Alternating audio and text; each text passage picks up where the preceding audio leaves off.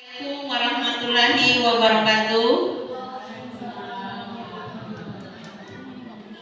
Yang terhormat Ibu Kepala Sekolah SMP Negeri 17 Seluma, Ibu Meli Irzaleni, Wakil Kepala Sekolah Bapak Yusef Aprizal, rekan-rekan guru beserta staf TU SMP Negeri 17 Seluma, serta narasumber kita pada kegiatan komunitas belajar hari ini adalah Ibu Sulastri SPD sekaligus CGP Angkatan 10 Kabupaten Seluma.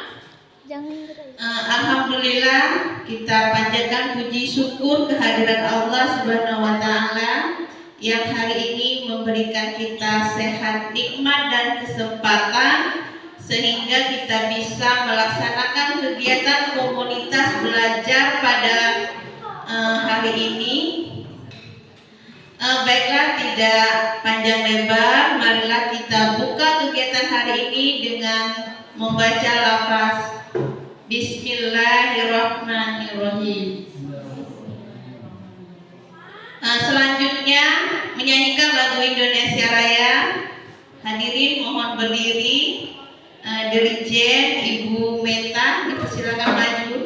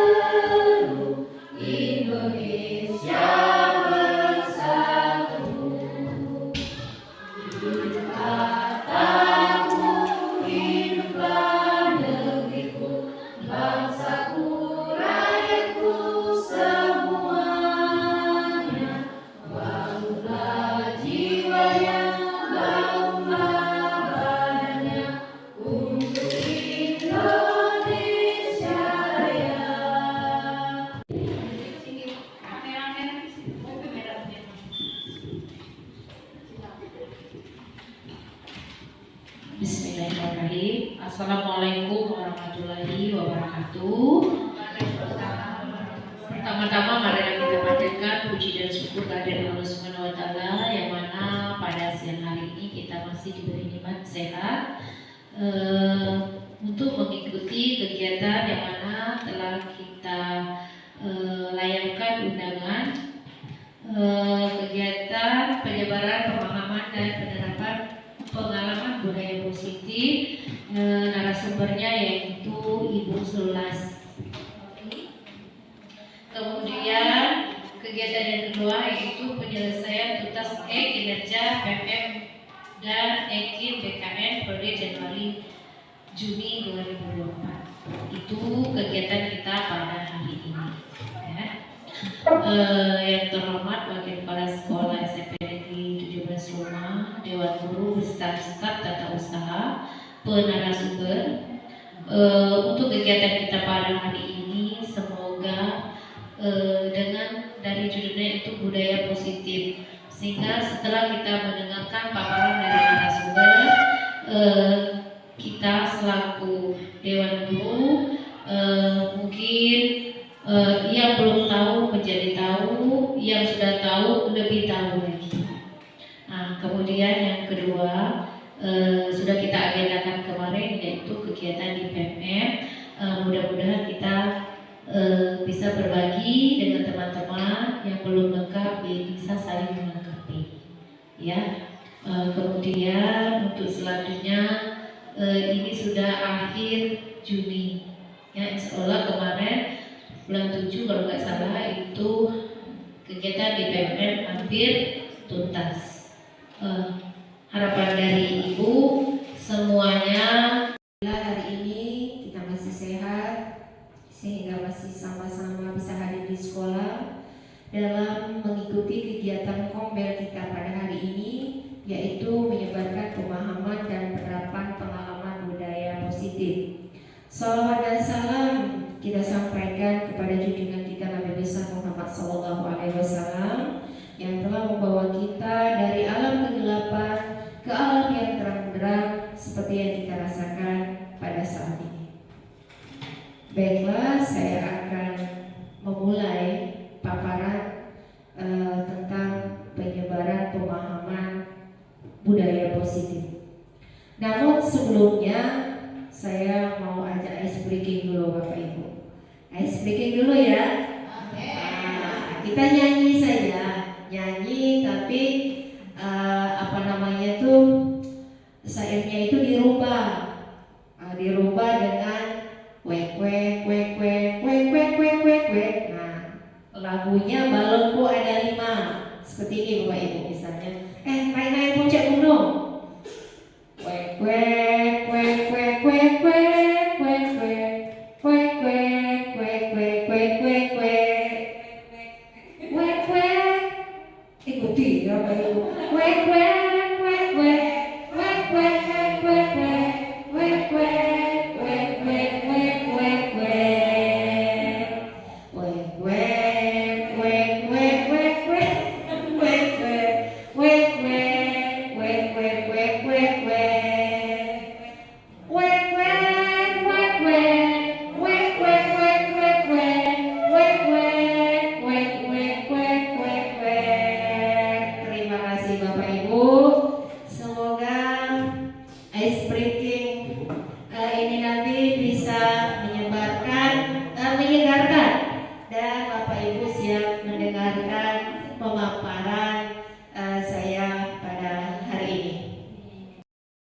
Konsep inti budaya positif. Yang pertama itu perubahan paradigma belajar. Yang kedua disiplin positif. Yang ketiga nilai-nilai kebajikan. Yang keempat kebutuhan dasar manusia. Yang kelima motivasi perilaku manusia.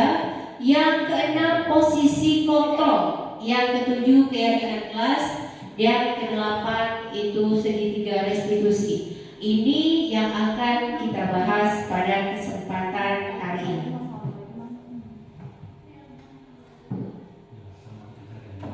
Nah, ini pembelajaran dengan paradigma baru, profil belajar Pancasila yang sekarang sudah kita terapkan di sekolah kita. Bahwasanya profil pelajar Pancasila itu yang pertama bertakwa kepada Tuhan yang Maha Esa. Yang kedua bergotong royong. Yang ketiga mandiri. Yang keempat kreatif. Yang kelima berkebinekaan global. Nah, pembelajaran dengan paradigma baru ini merupakan pembelajaran berdiferensiasi, sehingga peserta didik belajar sesuai kebutuhan berdasarkan tahap perkembangan sesuai dengan teori psikologi modern untuk mewujudkan profil pelajar Pancasila.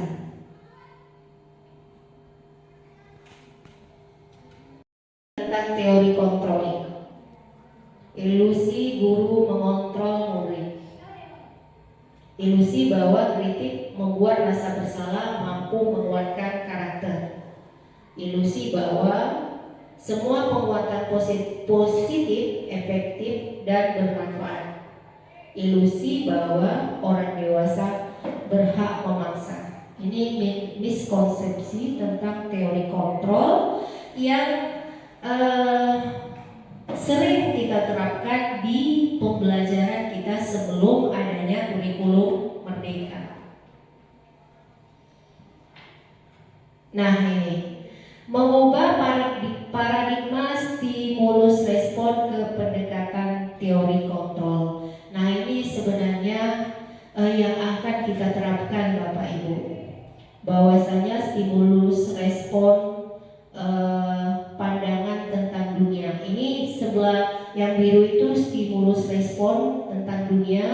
Yang sebelah sini yang teori kontrol. Nah ini yang akan kita terapkan di kurikulum Merdeka. Realitas kebutuhan kita sama, realitas kebutuhan kita berbeda. Semua orang melihat hal yang sama, kemudian setiap orang memiliki gambaran yang berbeda.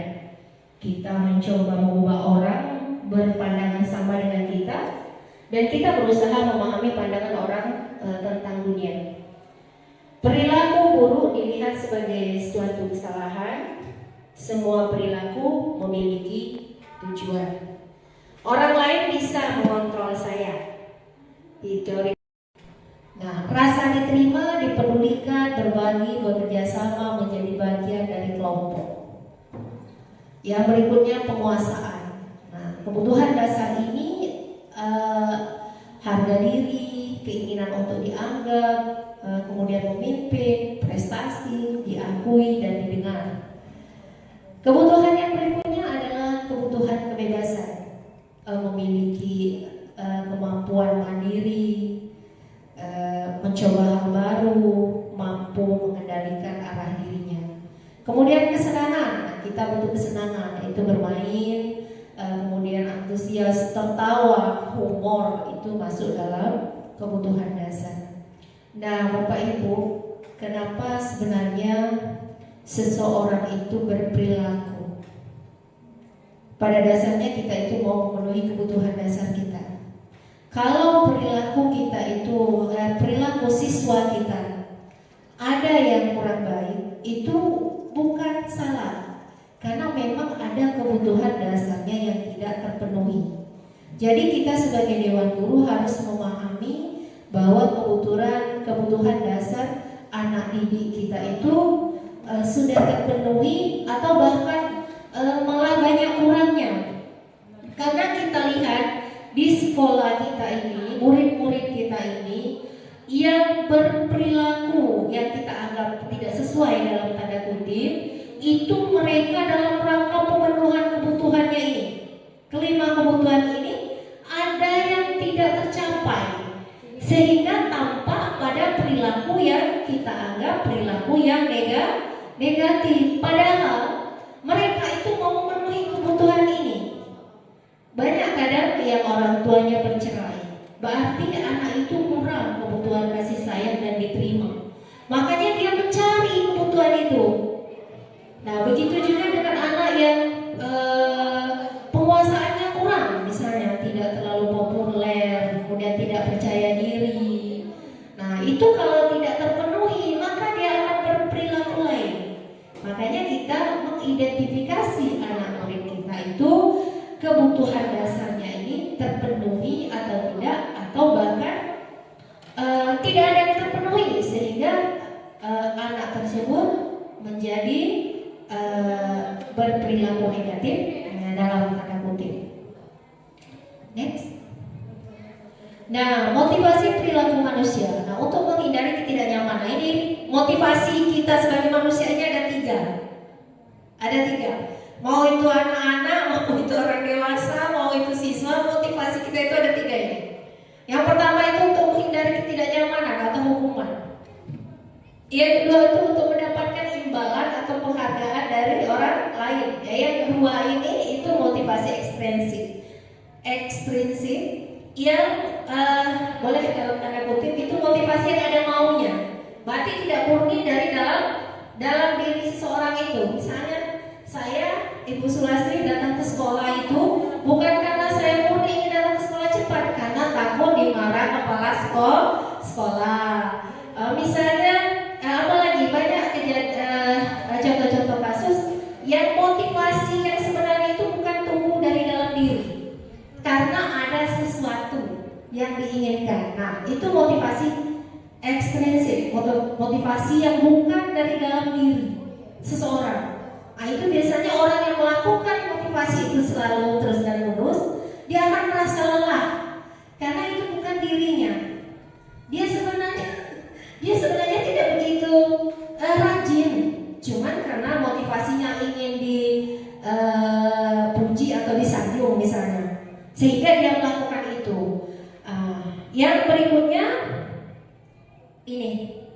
Ini yang motivasi intrinsik. Motivasi yang harusnya kita miliki adalah motivasi intrinsik untuk orang yang mereka inginkan dan menghargai diri sendiri dengan nilai-nilai yang mereka percaya. Jadi mau hujan, mau badai, mau petir, dia akan tetap datang tepat waktu kalau tidak ada kendala ya. Kalau kendala pasti itu banyak. Atau dia masih akan tetap melakukan apa yang menurut dia baik. Misalnya dia tetap melakukan hal-hal yang dia anggap itu baik walaupun bagaimana keadaan, dia akan tetap melakukan. Nah, sini kadang kita sering terjebak. Harusnya kita bertanya, motivasi yang saya lakukan itu motivasi ekstrinsik atau motivasi intrinsik. Baik, itu juga kita identifikasi siswa kita.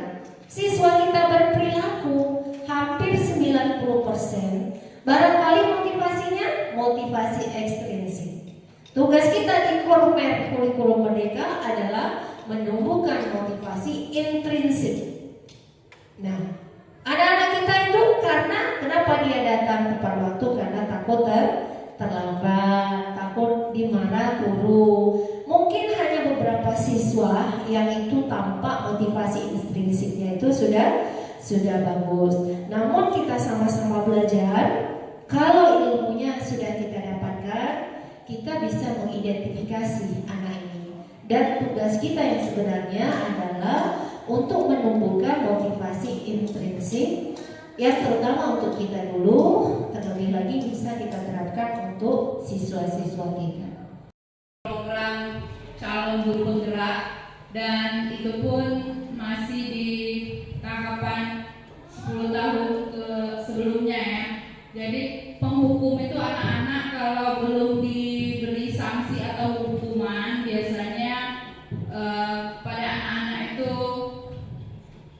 tingkat jerahnya itu belum timbul.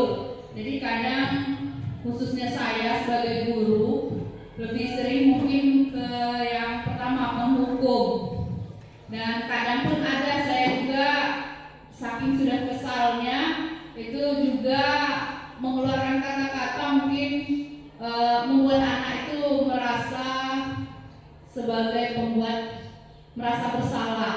Nah, seiring waktu dan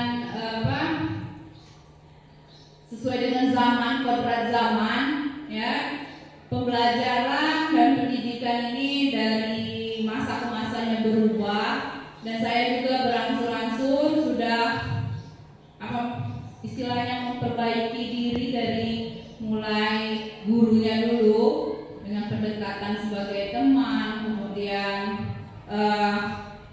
bergeser lagi menjadi pemantau, dan insya Allah mungkin kedepannya nanti setelah ilmu yang didapat, kemudian pengalaman-pengalaman, berusaha untuk menjadi manajer bagi murid-murid saya. Demikian dulu. Terima kasih Ibu Wika, yang dulunya dia di posisi kontrol sebagai penghukum. Namun setelah dia mendapatkan ilmu dan dia mau belajar, dia sekarang sedang menuju posisi manajer. Saya tanya semua teman-teman ya. Sekarang tolong di-share, Pak di-share di posisi yang mana Pak? Pertama, Assalamualaikum warahmatullahi wabarakatuh. Terima kasih atas kesempatannya pada Ibu Sulas. Dan untuk dalam 5 posisi kontrol guru ini, mungkin sebagaimana disampaikan kita alami semua sebagai guru, tentunya semua ini walaupun sedikit sudah pernah melakukan, mungkin ada di antaranya itu yang banyak. Jadi untuk penghukum saya sudah pernah alami, mungkin masih kan. Kemudian membuat merasa bersalah, kadang itulah kerja.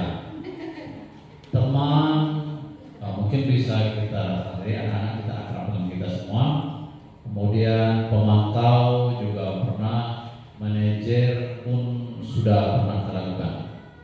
Namun untuk yang mungkin lebih banyak itu dari sekian itu dari 1 2, 3, 4, dan 5 posisi kontrol guru itu, mungkin saya itu di posisi 1 dan 2. Hukum terkadang kan, anak bawa sendal sekolah ini kan, kemudian membuat rasa bersalah dengan menasihati yang mungkin membuat anak merasa tersinggung dan sebagainya. Itu. Terima kasih. Wassalamualaikum warahmatullahi wabarakatuh. Baik, Pak Yusef ini kalau saya survei dari siswa-siswa, saya sering kadang sekilas memberikan asesmen yang pertanyaannya saya buat sendiri, lalu diisi oleh anak.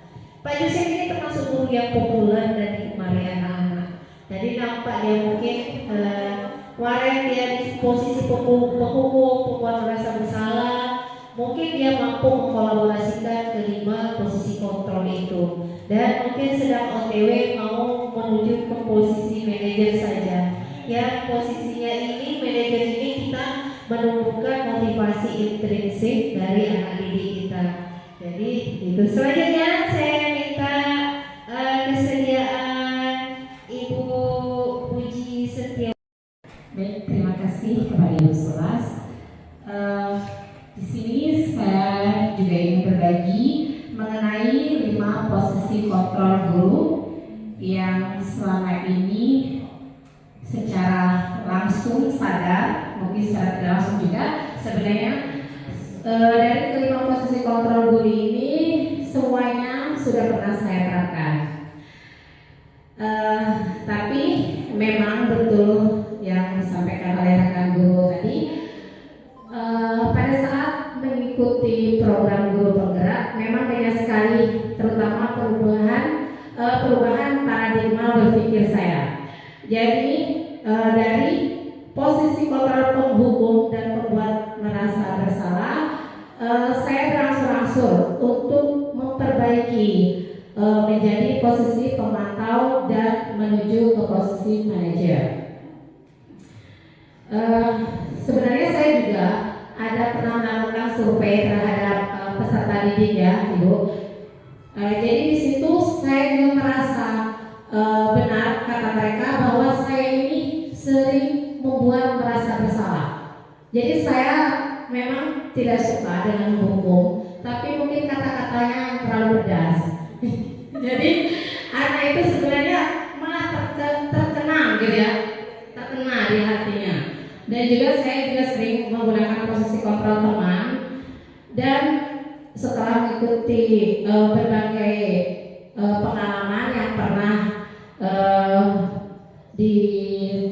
dilakukan, sebenarnya posisi teman ini dan pemantau ini masih ke ekstrinsik. Jadi motivasi yang datang dari luar. Nah, sebetulnya memang lebih bagusnya kita harus mendalami lagi ke motivasi intrinsiknya yang memang datang dari hati kita sendiri. Oke, terima kasih. Mungkin itu saja, Ibu. Terima kasih Bu Puji sudah berbagi pengalaman tentang posisi kontrolnya saat ini.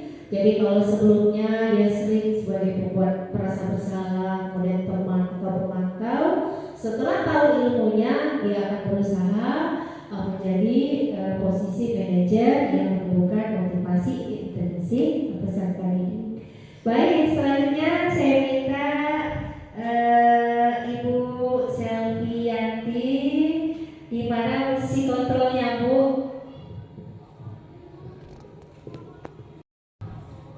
Sama seperti teman-teman sebelumnya, saya sering dalam posisi penghukum kalau anak-anak ada yang masih belum fokus belajar,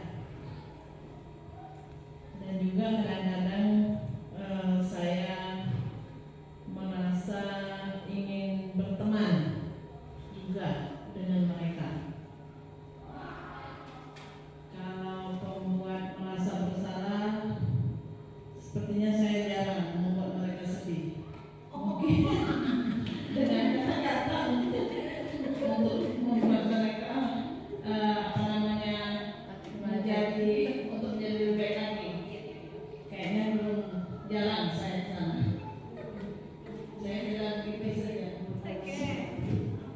kasih Ibu Selvi, Ibu Septianti ini guru senior yang sudah lama sekali menjadi guru, sehingga banyak pengalaman beliau tentang bagaimana menghadapi para siswa.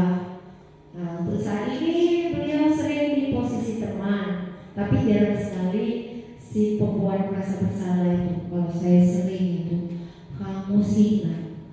Baik Bu Fitri, kalau Bu di mana posisi kontrolnya? Terima kasih Bu Sonas.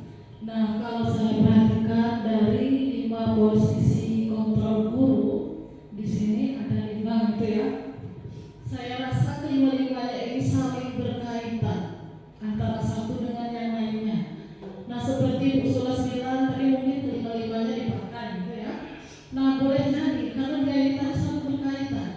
Kita juga pernah menghukum, kita juga pernah mungkin membuat mereka itu merasa bersalah, mungkin dengan tidak bisa menyelesaikan tugas atau bagaimana gitu ya. Nah, apalagi seperti saya ini guru matematika, kadang saya merasa matematika ini mungkin dirasa anak itu sulit materinya. Jadi saya itu berusaha mungkin Ibu untuk bagaimana bisa saya ini mendekatkan diri kepada anak, mungkin ke teman tadi gitu ya. Saya bisa menjadi teman atau bagaimana. Pemantau jelas. Saya rasa seluruh guru pun di sini dalam kegiatan di sekolah atau pengajaran pasti memantau anak, perilaku anak dipantau atau bagaimana. Sedangkan manajer, ya saya rasa semuanya juga pernah jadi manajer. Kita membimbing anak ke jalan yang benar dan kita juga berusaha untuk bagaimana anak mampu dan bisa menyelesaikan masalah yang sedang dihadapi. Jadi itu Ibu, saya rasa kelima-limanya itu mungkin ya saya pakai. Baik, terima kasih Bu Fitri sebagai seorang guru matematika. Untuk saat ini beliau menerapkan kelima posisi kontrol itu. Luar biasa pemaparannya. Sekarang saya minta yang terakhir ini, kalau Bu Nanda sih Bu Meta bisa. Terima kasih Pak Hamzah. Kalau saya rasa dan perhatikan, saya itu lebih dominan ke posisi kontrol yang kayaknya 1 dan 2, penghukum dengan pembuat merasa bersalah.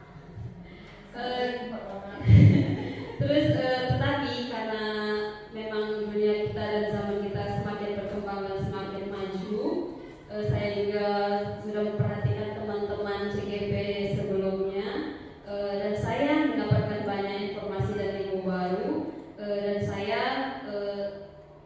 sudah mencoba akan selalu perbaiki diri untuk lanjut ke posisi kontrol yang berikutnya, kadang menjadi seorang teman bagi anak, kadang menjadi memantau mereka, dan kalau bisa nanti memanajer dengan baik. Terima kasih Bu Meta. Bu Meta sudah berbagi pengalaman. Baik, dan seperti apa? Nah ini kasusnya siswa tidak memakai atribut lengkap saat upacara. Saat kita ada di posisi penghukum, maka kita akan melakukan hormat pada bendera 1 jam tegak di lapangan. Nah, itu kita di posisi penghukum. Kemudian kalau kita ada di posisi pembuat merasa bersalah berdasarkan kasus tersebut, maka kita akan berkata, berapa kali Ibu bilang harus memberitahu kamu? Kamu selalu mengecewakan Ibu. Nah, ini di posisi kontrol pembuat merasa bersalah. Itu contoh-contoh kalimatnya. Next. Kemudian, apakah kita di posisi teman? Berdasarkan contoh kasus di atas, kita akan berkata seperti ini kalau kita di posisi sebagai posisi kontrol kita sebagai teman. Kita akan berkata, ayo dong ikuti aturan sekolah, tolong bantu Ibu. Sekali ini ya sudah tidak apa-apa, lain kali jangan berbuat seperti ini lagi ya. Nah, itu kita sedang berada di posisi kontrol sebagai teman. Kemudian pemantau, berdasarkan kasus itu, begini cara kita menyampaikannya. Kalau kita ada di posisi pemantau, kamu sudah melanggar konsekuensinya. Setelah upacara, kamu beli atributnya koperasi dan jangan ulangi lagi. Ini pemantau ini lebih kepada yang konsekuensi itu ya. Yang berikutnya, kalau kita di posisi manajer, ini posisi yang sekarang diajarkan ya, kita harusnya kita kesini dulu, step by step kita akan berusaha untuk di posisi ini saja. Tapi kita akan berusaha. Kalau kita ada di posisi manajer berdasarkan kasus di atas, kita akan berkata seperti ini. Apakah kamu tahu kesalahanmu? Kira-kira bagaimana kamu memperbaiki kesalahan tersebut? Jadi siswa dipancing untuk berpikir menyelesaikan masalah mereka sendiri tanpa harus merasa dihukum atau merasa dipantau. Nah, seperti itu. Berikutnya, di posisi kontrol apakah aku? Nah, tadi udah jawab ya. Kalau ini posisi kontrol apa ini? Mari kita jawab sama. Saya kecewa sekali dengan kamu. Saya kecewa sekali dengan kamu. Ini posisi kontrol apa? Dia bilang tenang, Bu Puji, ya? Saya kecewa sekali dengan kamu. Membuat merasa bersalah. Ada mirip-mirip ya. Oke, next. Nah, ini posisi kontrol mana? Kamu tidak pernah benar melakukannya. Bu Mi, posisi kontrol mana? Kapan pernah benar melakukan? Oh, membuat merasa bersalah. Next. Apa rencanamu untuk menyelesaikan masalah ini? Di posisi kontrol mana ya? Manajer ya, posisi kontrol yang idealis. Berikutnya, ayolah lakukan demi Bapak Ibu ya, teman. Selanjutnya, kamu tidak pernah mendapat nilai jika tidak mengerjakan tugas. Luar biasa pemahaman Ibu Selvi, luar biasa. Baiknya, habis untuk posisi kontrol. Sekarang kita masuk ke keyakinan kelas. Peraturan kelas. Next. Nah, pembentukan keyakinan kelas ini bersifat abstrak, berupa pernyataan universal, dibuat dalam pernyataan positif, sedikit saja agar mudah diingat, sesuai dengan kondisi kelas dan sekolah sehingga mudah diterapkan semua warga sekolah atau warga kelas. Next. Nah, ini restitusi ya, kita sudah masuk ke segitiga restitusi. Kalau tadi keyakinan kelas, sekarang kita segitiga restitusi. Ini Bapak Ibu, segitiga restitusi ini adalah kita melakukan tahapan-tahapan untuk menuju posisi manajer tadi. Jadi yang pertama itu kita menstabilkan identitas. Lalu setelah itu kita validasi tindakan yang salah. Selanjutnya kita menanyakan keyakinannya. Next. Nah, di menstabilkan identitas itu tadi berdasarkan prinsip pembuat kesalahan adalah bagian dari proses pembelajaran. Jadi sekarang kita berpikir orang bersalah atau murid bersalah itu dia sebenarnya sedang belajar. Ya, ini contohnya kalimat yang bisa kita pakai saat kita menerapkan tahapan restitusi dalam menstabilkan identitas. Pertama, pas siswa itu selalu kita bilang berbuat salah itu wajar. Kemudian tidak ada manusia yang sempurna. Ibu bapak juga pernah melakukan itu. Ibu bapak tidak mau mencari siapa yang salah, tapi ibu bapak ingin mencari solusi dari permasalahan ini. Kamu berhak merasa begitu. Jadi menstabilkan identitas kita bisa pakai kalimat pembuka yang seperti ini. Misalnya siswa datang tuh, ada contoh kasus misalnya. Oh ini. Nah, kita dengarkan dulu. Setelah itu kita stabilkan identitasnya. Berbuat salah itu wajar. Nah itu kan ada semacam penurunan ibarat itu yang tadinya cemas, dia akan sedikit stabil kalau kita menggunakan kalimat yang seperti ini. Dia akan merasa diterima. Itu kalau kita mendapatkan kasus. Atau tidak ada manusia yang sempurna, jadi dia tidak melulu merasa bersalah. Next. Lalu tahapan kedua dalam segitiga restitusi adalah validasi tindakan yang salah. Nah, berdasarkan prinsip setiap perilaku berupaya memenuhi suatu kebutuhan tertentu. Nah, kita harus berprinsip bahwa setiap perilaku berupaya memenuhi suatu kebutuhan. Jadi kalau orang berperilaku itu sebenarnya dia ingin memenuhi kebutuhan. Nah, itu yang sudah kita bahas sebelumnya. Ada kebutuhan dasar manusia itu. Jadi kita di tahapan ini kita harus berprinsip bahwa setiap perilaku merupakan memenuhi suatu kebutuhan tertentu. Itu berprinsip sebelum kita melakukan identitas ini. Identitas maksudnya sebelum kita melakukan tahapan validasi tindakan yang salah dalam segitiga restitusi. Kalimat yang bisa kita pakai yang pertama, kamu pasti punya alasan mengapa melakukan hal itu. Berikutnya kalimat yang kedua bisa kita pakai, padahal kamu bisa melakukan hal yang lebih buruk dari ini ya. Kemudian kamu patut bangga karena telah melindungi sesuatu yang penting buatmu. Kamu melakukannya karena mempertahankan sesuatu yang paling penting bagimu.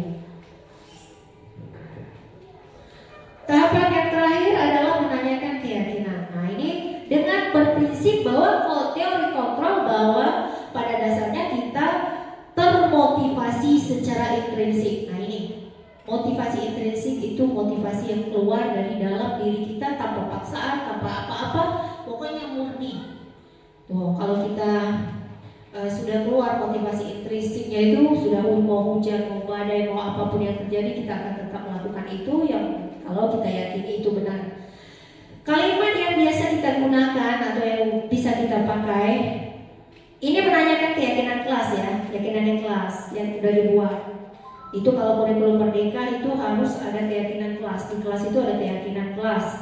Kemudian ada keyakinan kelas berdasarkan mata pelajaran. Ada keyakinan kelas yang berdasarkan masing-masing guru. Mata pelajaran bisa membuat keyakinan kelasnya demi untuk supaya kelas itu menjadi kondusif. Nah, kemudian kita pakai kalimat yang ini, nilai-nilai yang telah disepakati bersama. Seperti apa gambaran sebuah kelas yang ideal menurut kamu? Jadi di posisi ini kita menanyakan keyakinan, kita ingatkan anak murid kita bagaimana keyakinan yang sudah dibuat, terutama kalau di sekolah itu keyakinan kelas. Thanks. Nah, ini adalah praktek segitiga restitusi yang Raymond, tadi Ibu mendapat laporan dari guru piket. Katanya Raymond sering datang terlambat ya? Iya Bu, Raymond ingat sudah berapa kali kamu terlambat? sudah 5 kali Bu. Sering terlambat itu merupakan kesalahan atau bukan? Iya Bu. Baik Raymond, membuat kesalahan itu manusiawi. Nah, setiap orang pasti pernah berbuat kesalahan. Yang penting kita bisa menyaring kesalahan tersebut dan berusaha untuk memperbaikinya. Setuju? Setuju Bu. Nah, Raymond, mari kita cari solusinya bersama ya. Iya Bu. Raymond sering datang terlambat, pasti punya alasannya. Kenapa sih Raymond sering datang terlambat? Karena saya sering begadang sambil main HP Bu, jadi saya kurang tidur. Raymond tahu keyakinan kelas yang sudah disepakati. Tahu Bu. Kalau terlambat datang ke sekolah, sesuai tidak dengan keyakinan kelas? Tidak Bu. Menurut Raymond, keyakinan kelas apa yang sudah kamu langgar? Disiplin. Menurut Raymond, keyakinan kelas itu penting tidak? Penting Bu, karena mengingatkan saya untuk datang tepat waktu dan bisa menghargai waktu. Betul sekali. Nah, menghargai waktu itu penting dan sangat bermanfaat untuk kita. Seperti kita dapat menghargai orang lain, kemudian kita tidak menunggu, dan kita juga dapat melatih rasa kepedulian kita terhadap orang-orang yang ada di sekitar kita. Iya Bu, saya menyesal sudah sering datang terlambat. Saya mohon maaf. Iya, nak, sikap kamu yang baik sudah kamu lakukan dengan cara meminta maaf. Menurut Raymond, apa yang akan kamu lakukan agar kamu tidak datang terlambat lagi ke sekolah? Saya akan tidur lebih cepat dan tidak begadang lagi. Saya akan berusaha datang tepat waktu ke sekolah, Bu. Baik, nah, kamu sudah menemukan solusinya. Ibu akan bekerja sama dengan orang tua kamu bagaimana caranya agar kamu tidak datang terlambat lagi ke sekolah. Nah, sekarang silakan masuk ke kelas. Terima kasih sudah mau berdiskusi dengan Ibu. Baik Bu, terima kasih banyak Bu. Assalamualaikum warahmatullahi wabarakatuh. Saya Raymond dari kelas 8B. Saya senang sekali diajak berdiskusi dengan Ibu Sulastri untuk dapat melatih disiplin saya untuk datang tepat waktu ke sekolah. Saya akan berusaha untuk datang tepat waktu dan dengan tidur lebih awal dan tidak begadang lagi. Atika, tadi Ibu dapat laporan dari ketua kelas, katanya kamu harus bertengkar sama Junita. Iya Bu, habis kesal sih. Kenapa kamu kesal? Jumita sih Bu, sering mencontek PR dan tugas saya. Oh, wajar lah kalau kamu merasa kesal. Jika Ibu ada di posisi kamu, Ibu juga akan melakukan yang sama. Lalu apa yang kamu lakukan pada Junita? Saya marah Bu, saya maki, dan tanpa sadar saya membebrak mejanya Bu. Oh begitu, pasti kamu juga seperti itu karena ada alasannya ya? Iyalah Bu, masa saya susah payah mengerjakan tugas dan PR, Jumita hanya mencontek dan tidak mau berusaha sendiri. Ya wajarlah kalau kamu merasa marah, karena tidak rela pekerjaan mencontek itu saja oleh Junita. Ibu sangat menghargai tindakan kamu yang tidak berbuat lebih buruk dalam hidup, misalnya membunuh. Sekarang coba kita pikirkan Atika, tindakan yang kamu malas untuk menggebrak meja apakah sesuai dengan keyakinan kelas itu? Tidak Bu. Menurut kamu keyakinan kelas yang mana yang sudah kamu langgar? Saling menghormati antar teman Bu. Menurut Atika, menghargai sesama teman itu penting tidak? Penting Bu. Baik, kalau menurut kamu itu penting, jadi keyakinan apa yang harus kamu lakukan pada saat kamu sedang marah? Harus lebih sabar Bu. Atika bersedia memperbaiki masalah itu? Bersedia Bu. Apa yang akan kamu lakukan untuk memperbaiki masalah itu? Saya harus lebih sabar dan dapat mengendalikan emosi saya. Kalau ada teman saya yang mencontek saya akan langsung melaporkannya kepada guru mapel dan wali kelas saya Bu. Iya, tepat sekali tindakanmu. Tetap semangat ya. Sekarang silakan kembali ke kelas. Makasih banyak Bu.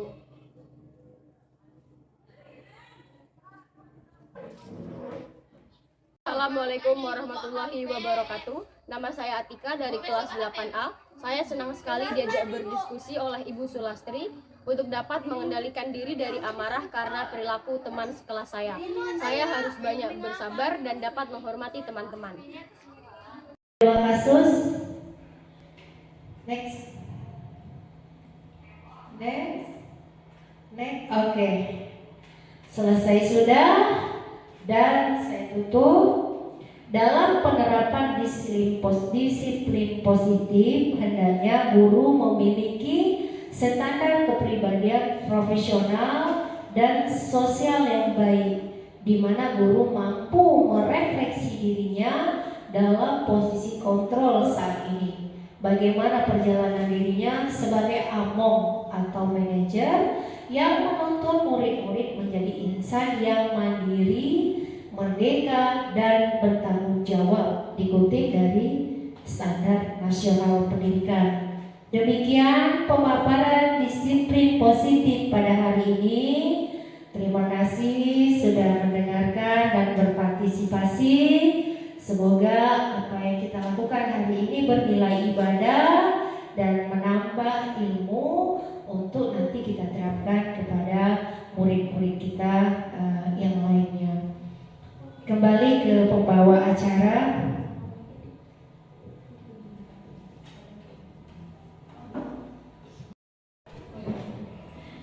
Demikianlah tadi penyampaian materi terkait budaya positif oleh Ibu Sulastri. Semoga jadi bahan pembelajaran bagi kita semua, jadi bertambahnya ilmu baru dan insya Allah bisa kita terapkan di sekolah.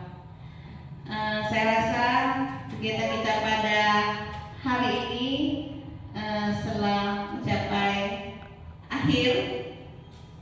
Jika ada pertanyaan nanti bisa langsung dengan Ibu Sulas kita lanjutkan di ruang guru gitu ya, dan siap dihubungi dengan kontak HP itu ya. Dan kita boleh nanti kita lanjutkan di kegiatan kombel selanjutnya. Baiklah, sama-sama kita tutup kegiatan pertama kita dengan membaca lafaz hamdalah. Alhamdulillahirabbil alamin. Saya sebagai pembawa acara mohon maaf jika ada salah kata. Saya akhiri. Wassalamualaikum warahmatullahi wabarakatuh.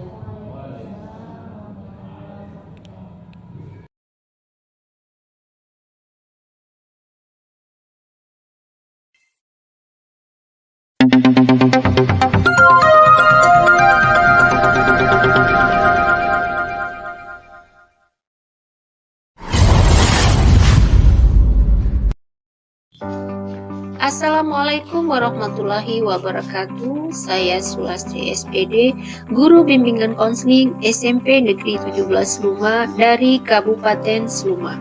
Izinkan saya memaparkan aksi nyata modul 1.4 tentang budaya positif. Berikut ini merupakan rancangan tindakan untuk aksi nyata. Yang pertama adalah latar belakang. Murid tidak suka peraturan karena selama ini jika mereka melakukan pelanggaran maka akan mendapatkan hukuman dan cenderung akan mempermalukan diri. Selanjutnya, tujuan aksi nyata. Yang pertama, menciptakan murid yang merdeka dan disiplin diri yang kuat. Yang kedua, menumbuhkan budaya positif dengan meyakini nilai-nilai kebijakan universal. Tolak ukur keberhasilan aksi nyata saya adalah: 1. Terbentuknya keyakinan melalui kegiatan kesepakatan kelas yang dilakukan oleh wali kelas dan siswa. Yang kedua, siswa mampu menerapkan dan menjalankan keyakinan kelas yang telah dibuat. Selanjutnya, lini masa tindakan atau langkah-langkah tindakan yang akan dilakukan. Yang pertama, menghadap kepala sekolah untuk membahas pentingnya penanaman budaya positif dan keyakinan kelas di sekolah, serta meminta izin untuk mendiseminasikan bersama rekan guru. Yang kedua, mengumpulkan rekan guru untuk melakukan diseminasi pemahaman materi budaya positif, yaitu keyakinan kelas dan segitiga restitusi. Yang ketiga, berkoordinasi dan berkolaborasi dengan wali kelas untuk membuat keyakinan kelas di kelasnya masing-masing. Yang keempat, memantau, merefleksi, dan mengevaluasi keyakinan kelas yang telah dibuat. Berikut merupakan dukungan yang dibutuhkan. Yang pertama, dukungan dari kepala sekolah, rekan guru, serta murid agar tindakan yang telah disusun dapat dilakukan secara lancar dan menyeluruh. Yang kedua, dukungan sarana dan prasarana untuk menumbuhkan budaya positif di sekolah. Yang ketiga, berkoordinasi dan berkolaborasi dengan wali kelas untuk membuat keyakinan kelas di kelasnya masing-masing. Yang keempat, dukungan orang tua murid dalam melakukan budaya positif di rumah masing-masing.